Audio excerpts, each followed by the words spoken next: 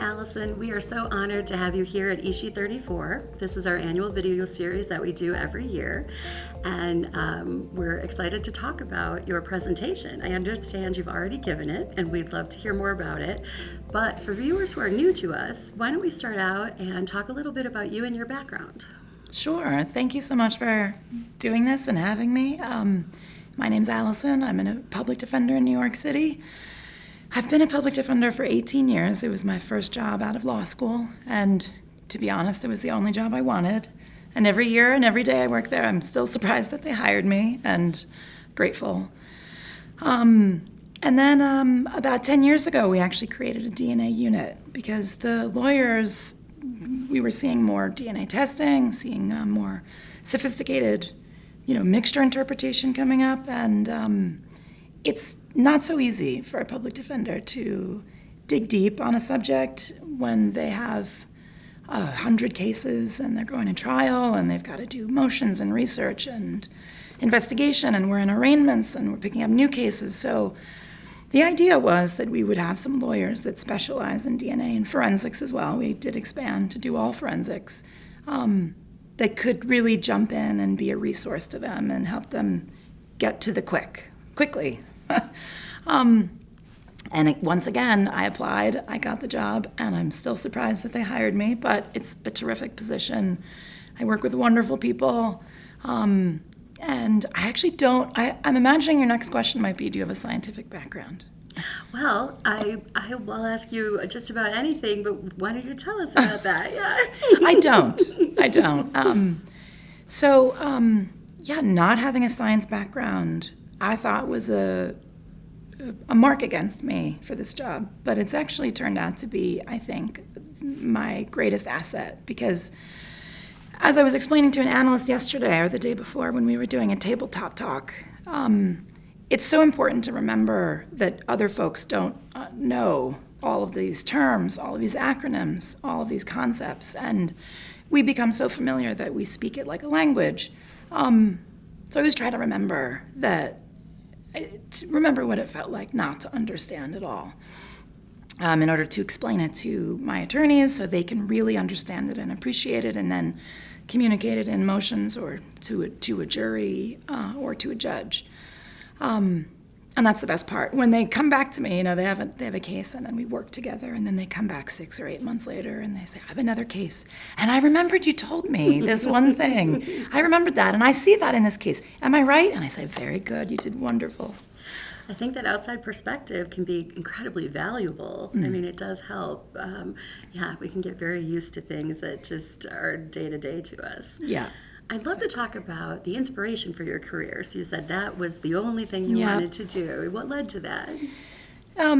So I didn't go to law school straight out of college. Excuse me. I went and worked at a firm, and I worked as a temp, and I did some bartending and all the things. When I went back to school, I knew I wanted to do public interest. I was working in the corporate world and sort of knew that was not for me, but I didn't know quite what that meant. So when I went to law school, I spent 3 years doing pretty much everything. I actually remember sitting down with there were 2 career advisors at my law school, one for folks that wanted to go out and be very high-powered lawyers, and then the woman who helped people who wanted to do public interest, which was amazing. And she had this little sheet of paper, and she sat down, and she said, check off the fields that you're interested in. And there were a bunch, juvenile rights or constitutional law, privacy, housing. And I just kept checking. I just kept checking them all. I was like, these all sound really great. And obviously, there's great need in New York City for so many services. So I ended up spending law school and jumped around to a bunch of different kinds of internships and work to get a sense of what the day was actually like. My first summer, I interned with what I can only call as a public defender institution, a lawyer at my job who is still there, who really is a tireless advocate and never treats a serious homicide or a violent felony any differently than a first arrest on a shoplifting. Gives the same zealous advocacy across the board. And working with him, I saw that job, and I realized that all of those needs are actually they sort of culminate to a point. The worst thing that somebody can go through. You can lose your housing, you can struggle with mental illness and have all these things happen, but the absolute worst is when they put you in jail. You lose your job, you lose your housing, you lose all those things, and your life is decimated. And so that became a passion of mine at that moment. And then I went on and did a lot of other jobs, but never got the same sort of feeling of urgency that I felt with criminal defense. And I didn't understand really what the public defenders did. I truly didn't. I remember sitting down with him like my first day, and I said, I'm so embarrassed. I can't believe I'm saying this and it's being recorded. I said, well, what do you do if you find out they're guilty? And that's what it's my mom is still asking me, right? What about what if they're guilty? And I didn't realize that, of course, the defense has to apply to every single person. Because if I'm the one saying I will only advocate if you're not guilty, then the system won't work. It would be me deciding who's guilty, and I don't know. So that is probably, yeah, I remember that too. And I remember that because people ask me that question all the time at conferences or, at a cocktail hour, or the jurors, like that's what the jurors are thinking. So I try to hold on to that as well.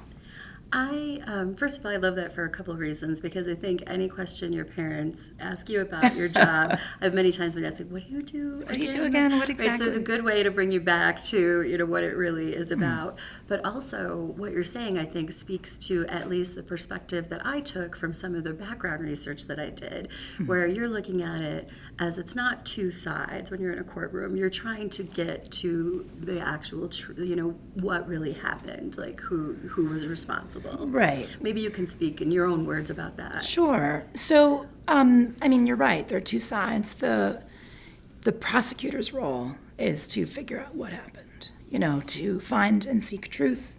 And in that, they must, provide their case to us and be transparent.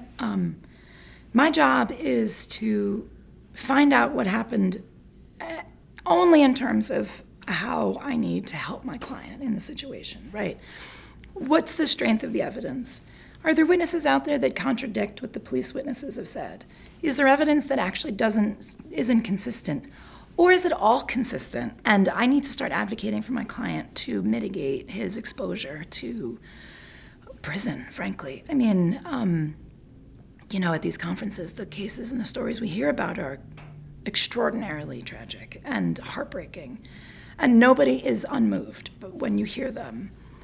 But a lot of the times my cases, the large majority of my cases, are just the side of my client, the story of my client, the human, the son, the father, is just as heartbreaking. Because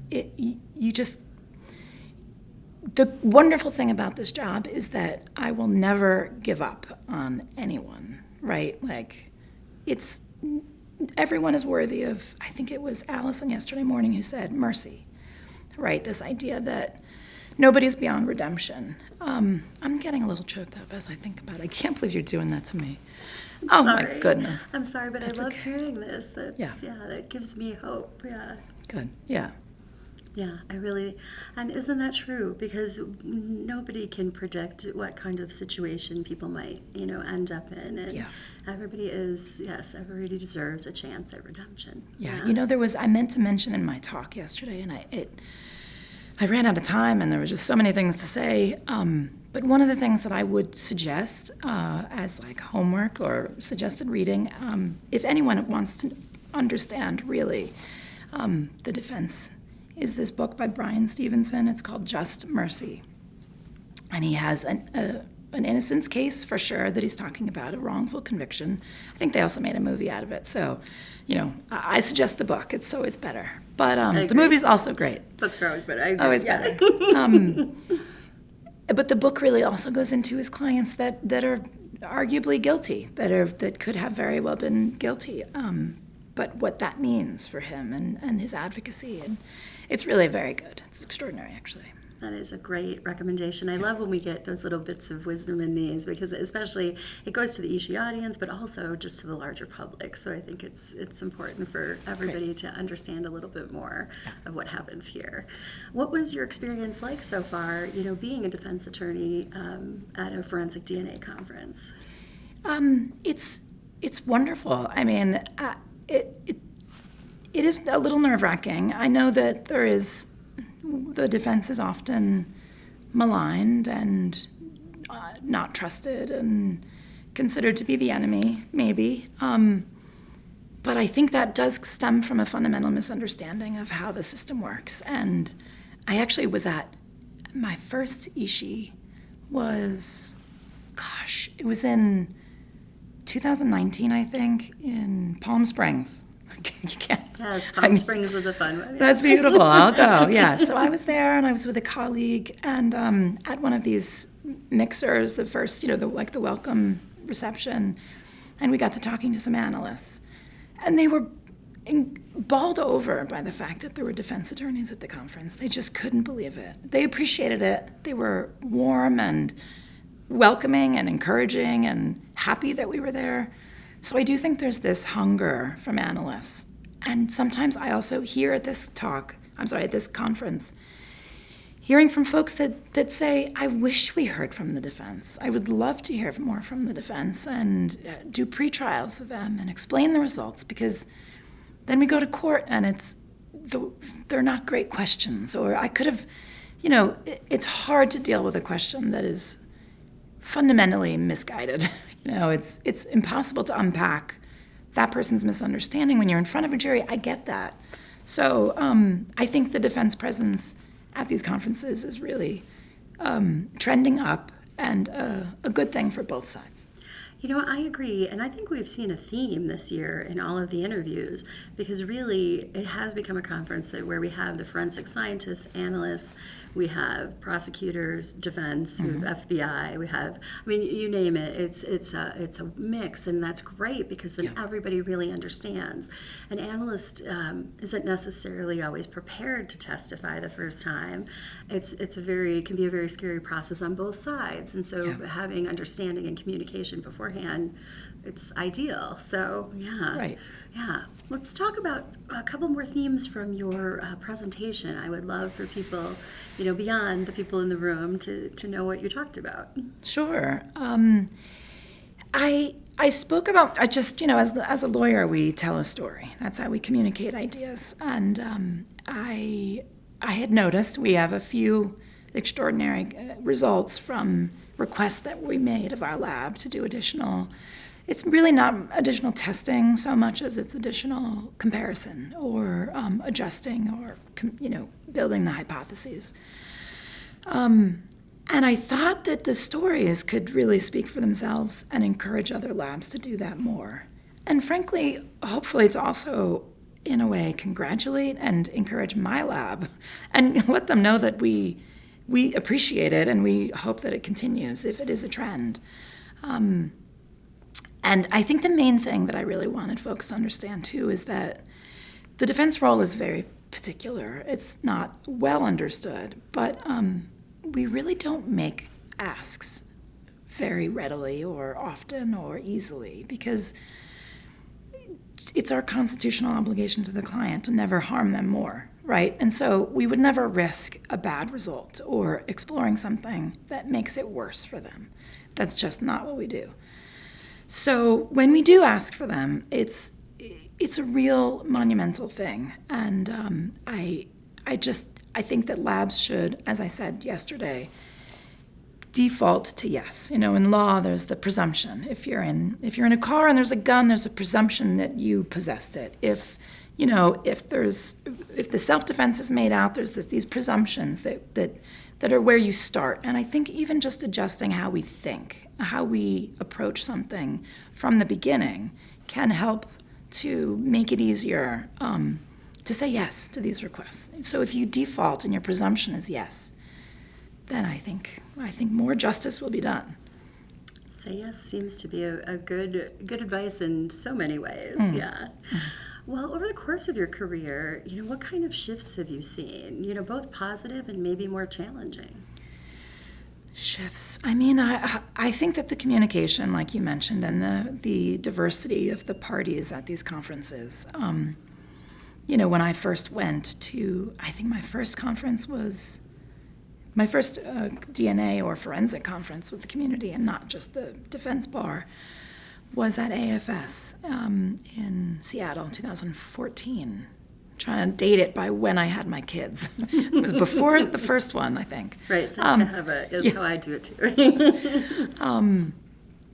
And I did just notice that the talks were very heavy-handed on, even from lawyers, from a prosecutor in my jurisdiction. She would spend 9 of her 10 minutes talking about these horrible facts that can, like I said, are incredibly tragic and happen to people that didn't deserve it, and it's awful.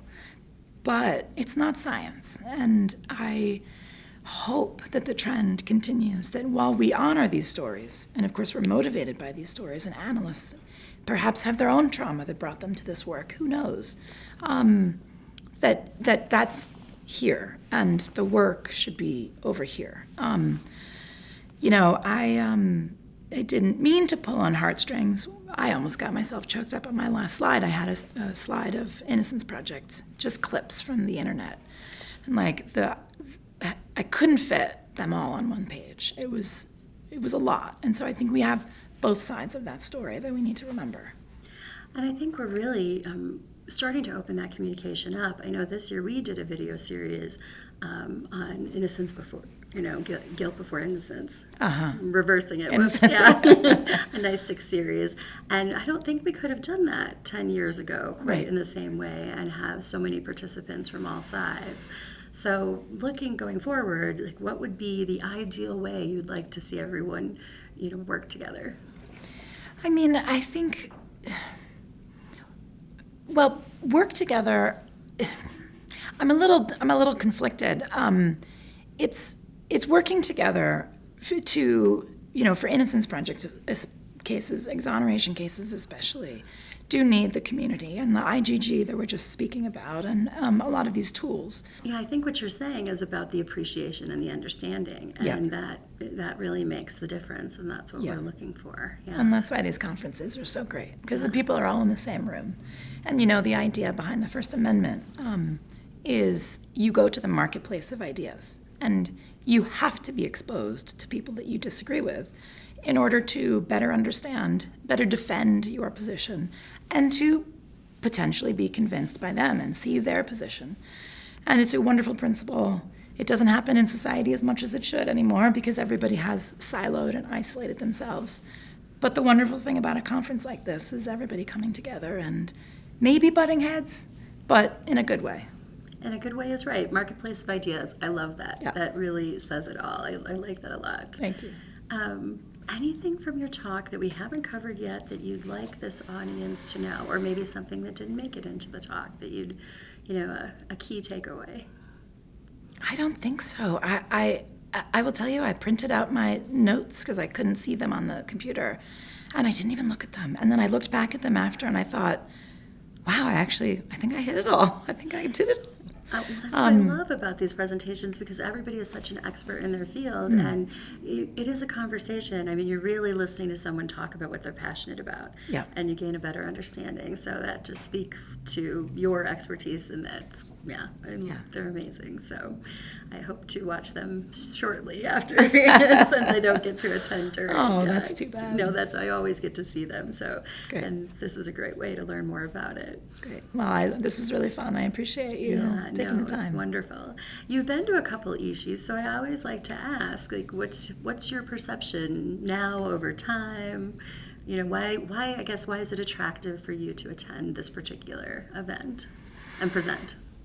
I learn a lot, but I think the real motivation is for people to see me here. And presenting is just even more of that, which is I was just so honored to be. I submitted the abstract. Again, I didn't think anybody would say yes. But I think for the community to see us here. And there are a handful across the country of folks that attend, so I get to see my friends from Minnesota and from California. And, but I think that that's the most important thing to me, is making sure that they see us and they see that we're engaged, and maybe correct some misconceptions. That's wonderful. And yes, I think I see that happening every year. It's been very interesting to watch over a decade how things have progressed and moved forward. We're coming up on our 35th anniversary next year, so we'll be doing a bit of a celebration. And so this is very speculative, so understandable if you don't want to answer it. We're not holding this to, holding you to it, but we're sort of asking everybody, where do you see things going, over the next 5-10 years, or it could even be aspirational. Where do you hope they go? Well, I think I'm hoping that there's more of a connection between what is discussed here, this sort of aspirational, how testimony should be, things that are admissible and not admissible, a connection between that and actual real life in court, right? To make sure that the things we're talking about actually have an impact on the real life cases that we testify in or defend or prosecute, whatever our role is. That the judges, I'd like to see more judges at these. They do attend other conferences I've seen, but I don't know that I've seen any judges here. And they're the ones that really need to be educated. That would be a wonderful addition. And we did have 300 entirely new people attending this year, our largest ever. And so, yes, I'd like to continue to open it up. Let's bring in more judges, more students, more, really from top to bottom. Yeah. Great. Absolutely. Yes. Yeah. Agreed. Well, thank you, Allison. I so appreciate you sharing more about what you presented with our larger audience. And it's been a joy talking to you. I really enjoy doing these, and we appreciate you taking your time out. And thank you for presenting as well. Yeah. Thank you, and thanks to ISHI for having me, and I appreciate your time. It's fun. It's been wonderful. Thank you.